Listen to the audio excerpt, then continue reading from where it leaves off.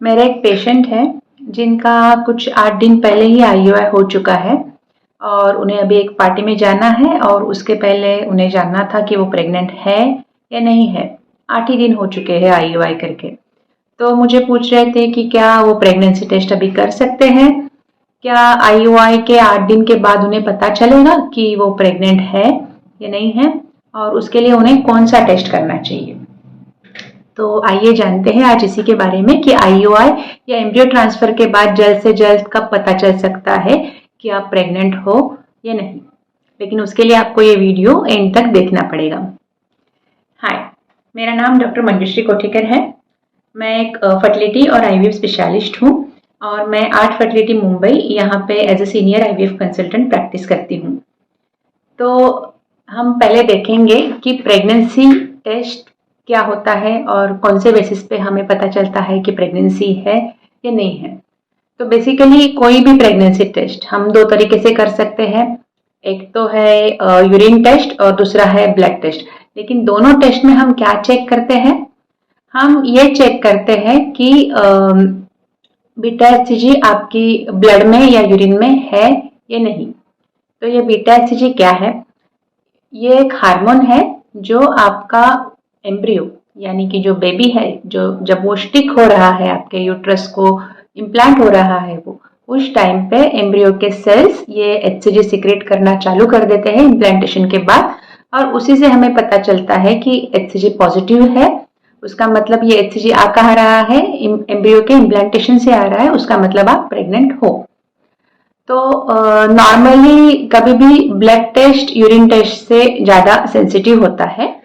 Blood test में अगर आपका बीटा एचसीजी कम से कम है, जैसे कि 5 है या 7 है, 10 है, तो भी ब्लड टेस्ट में वो पिकअप होगा। लेकिन यूरिन टेस्ट में आने के लिए ब्लड में एक पर्टिकुलर लेवल होना चाहिए, उसके ऊपर वो बीटा एचसीजी का अमाउंट आपके ब्लड में रहेगा तो ही वो आपके यूरिन में आ जाएगा। वो भी आपका यूरिन अगर डाइल्यूटेड रहा तो उसमें वो टेस्ट निगेटिव आ सकता है, उसकी वजह से फॉल्सली। इसीलिए हम हमेशा मॉर्निंग के फर्स्ट यूरिन सैंपल से टेस्ट करने को बोलते हैं क्योंकि वो कॉन्सेंट्रेटेड यूरिन होता है।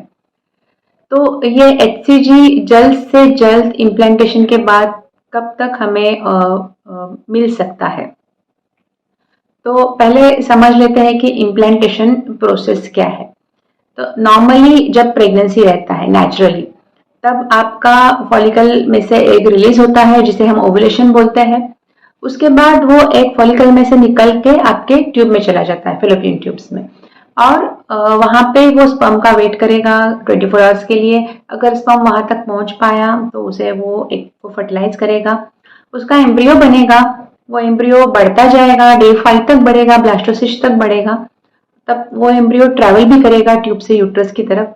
और ब्लास्टोसिस्ट के जब वो ब्लास्टोसिस्ट का स्टेज अचीव करता है, उसके बाद इम्प्लांटेशन का प्रोसेस चालू होता है।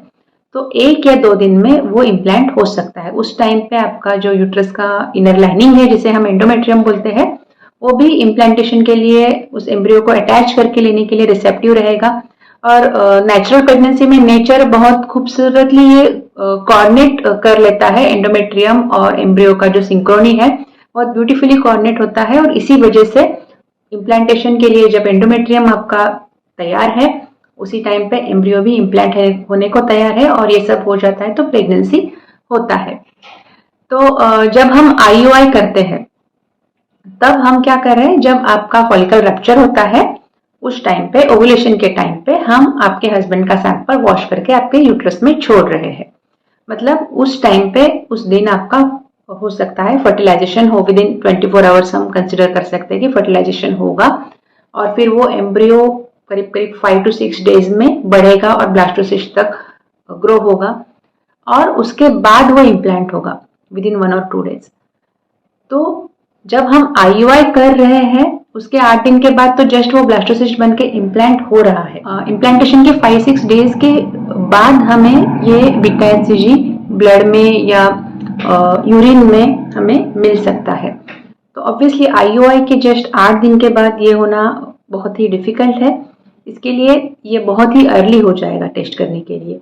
तो इसीलिए हम नॉर्मली आईयूआई से 15 दिन के बाद बोलते हैं टेस्ट करने के लिए, ताकि हम उस एम्ब्रियो को उतना टाइम दे रहे हैं 5-6 डेज में वो ब्लास्टोसिस्ट तक ग्रो हो जाएगा, फिर 1-2 दिन में इम्प्लांट हो जाएगा और उसके बाद भी हम उसको 5-6 डेज दे रहे हैं ताकि उसका जो HCG है उसका लेवल बढ़ के वो अपने ब्लड में या यूरिन में हम पिकअप करने जितना लेवल आ जाए। और जब हम एम्ब्रियो ट्रांसफर करते हैं, अगर हम ब्लास्टोसिस्ट के स्टेज में एम्ब्रियो ट्रांसफर कर रहे हैं, डे 5 तक ग्रो करके एम्ब्रियो ट्रांसफर कर रहे हैं, तो उसके बाद 1-2 दिन में वो इम्प्लांट होना चाहिए और उसके बाद 5-6 डेज मतलब एम्ब्रियो ट्रांसफर के बाद 7-8 डेज में हमें पता चल सकता है कि प्रेगनेंसी है या नहीं है।